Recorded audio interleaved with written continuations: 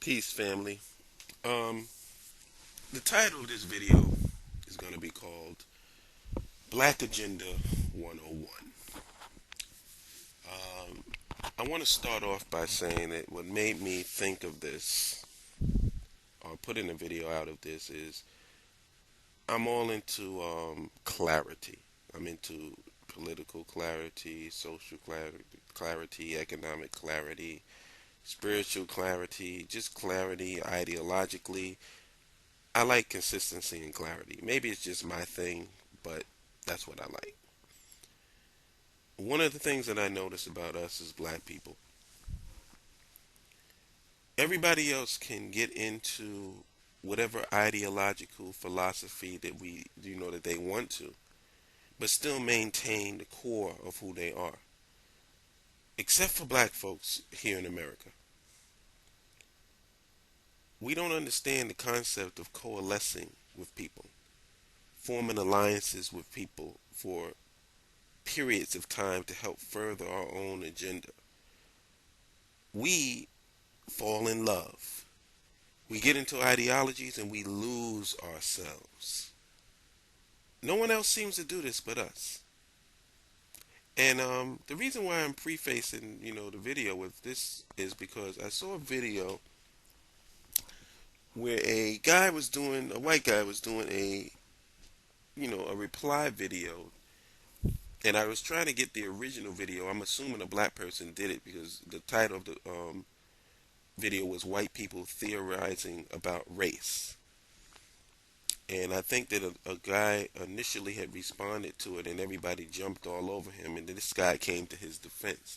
So I'm coming like at the end of it, but I'm just going by this particular person's video. And basically, he takes the stance of a constitutionalist, and his argument is that under the Constitution you have a right to discriminate. And of course, we're talking about white people discriminating against black people, not wanting black people to come into their businesses. I mean, let's keep it real. It's not about anything else but that. So he raises an example of how discriminating could be morally wrong, but not legally. And he uses it as an example. Let's say you have a shop and you don't like people with red hair in your shop. So you say, if you have red hair, you can't come into my shop. He's saying that under the Constitution, you should be allowed to do that, but of course it's morally wrong. And he said it could be any irrational reason or any irrational justification doesn't really matter. It could be irrational, but you still have the right to do it. That touched a nerve on me in so many ways that I had to pick the points that I wanted to make because it's so right full of holes that I had to just basically pick my arguments, and I picked four that I want to start with. And the number one is the dude just basically co-signed the segregationist mentality, this whole shell game about the federal government and state rights versus federal right. See, this is a white on white bullshit argument because the state and the federal was kicking our ass. So we don't see it quite the way that you guys see it. You know? Number one. Number two, he failed to realize the only reason white people possess and control America is due to what? Murder, war, theft, slavery, violation of the non-aggression principle, which is what libertarians are always talking about, violation of civil rights and properties, violations of personal freedoms. So, after obtaining land and resources via murder, war, theft, slavery, the violation of the non-aggression principle, the violation of individual rights and properties, and personal freedom and liberties, you stand on this house of cards, intellectually, morally, and every other kind of way, and think you are in the moral position to espouse the same principles that were violated to get you into the position to discriminate in the first place. The only reason why you're in a position to discriminate is because you violated all of the principles of the bullshit that you're trying to espouse on us right now. I mean, how do you not realize that? You know?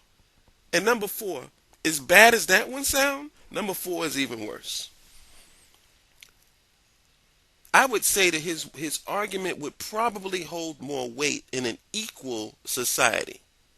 In other words, if blacks and other people of color in this country were equal to whites in terms of lands and resources, then yeah, discriminate. Because if you discriminate and you won't let me in your business, I can always go to our businesses. If you don't want to employ me, I can always go to our employment. But see, there's this interesting thing that happens in this country. White people swear that they hate groups like the Nation of Islam and the Hebrew Israelites and all these really radical black nationalists, or even if you don't get into the separatist group, because those would fall under separatists and nationalists. Let's just say the mainline, you know, African nationalist groups that aren't really like espousing any hatred of the white man or anything like that. They're just about, you know, socioeconomic and political control over our environment. You know, that's all nationalism is. They hate those equally as much as they hate the black people that's trying to participate in their systems, which doesn't make sense to me. And it doesn't make sense. It makes sense to me because I know what they really think, but it doesn't make sense to me in terms of what they want everyone else to think that they think. Like they have this thing in their mind that they want to preach to the world. We're all equal. You know, it's about pulling yourself up by a bootstrap. I know that we're playing a card game, and I have all the aces and I have all of the wild cards. But hey, you got cards just like I got cards. So then we're equal. You know, that's the hypocrisy of that they want you to believe that they really believe that. But what they don't tell you is that they don't really believe that they're superior to us. Because if you believe that you're superior to a people, you don't have to have all these fail-safe mechanisms and these countermeasures to stop them from organizing amongst themselves. What are you so afraid of? Because if you're a real white supremacist, you should not be afraid of a black on white confrontation on equal terms.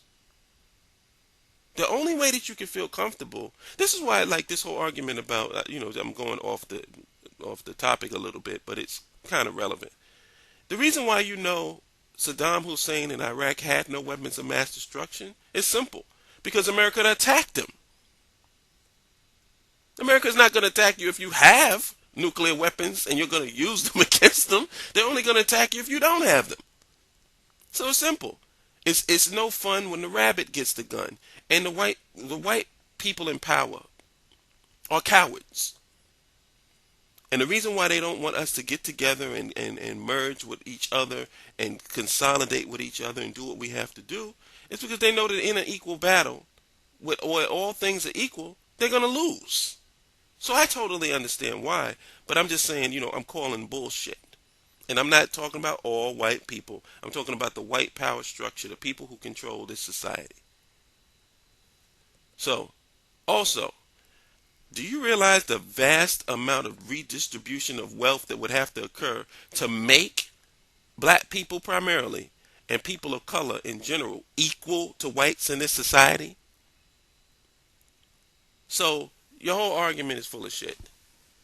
Now, this is part one. This is what led me to talk about the Black Agenda 101. I'm going to put part two after this is over up.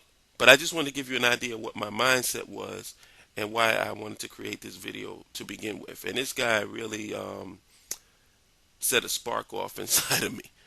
So anyway, look out for part two. Peace.